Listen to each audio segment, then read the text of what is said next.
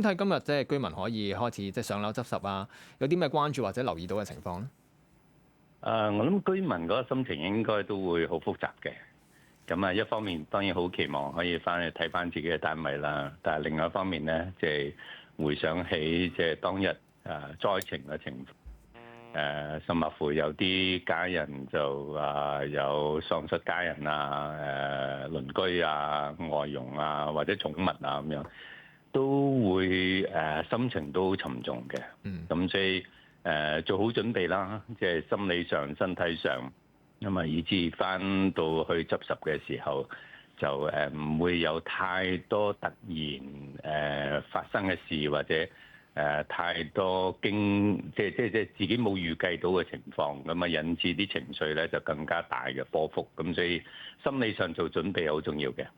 頭先你話做一啲準備，主要就係心理上，可以點樣做一啲心理上嘅準備，又或者心理以外有啲乜嘢要準備咧？做一個即係今日嘅一啲執拾嘅工作嘅時候。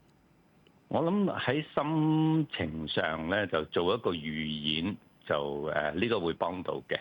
因為即係自己諗下成個過程啦，即係由準備上樓至到上樓梯，可能會回想翻當日疏散嘅時候嘅情況啊。如果特別佢哋都有啲唔愉快嘅經歷嘅，即係喺個樓梯裏邊都要預演一下。如果去到嗰個位，自己嘅感受會係點咧？咁樣咁啊，以至去到走廊啦，走廊都知道當日都好混亂嘅。咁啊，會唔會喺嗰度都有係有啲經歷都係令佢唔開心，容易會回想翻當日嘅情況咧？咁啊，又預演一下啦。入到單位最想揾啲咩嘢啊？之前睇嗰啲相，大概個心理準備，知道個單位嘅情況係點樣啊？如果有喪親嘅。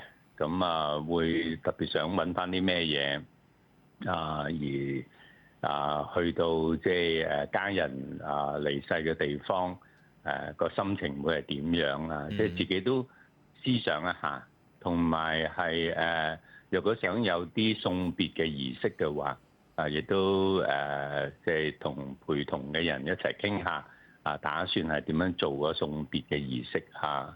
花幾多時間到啊？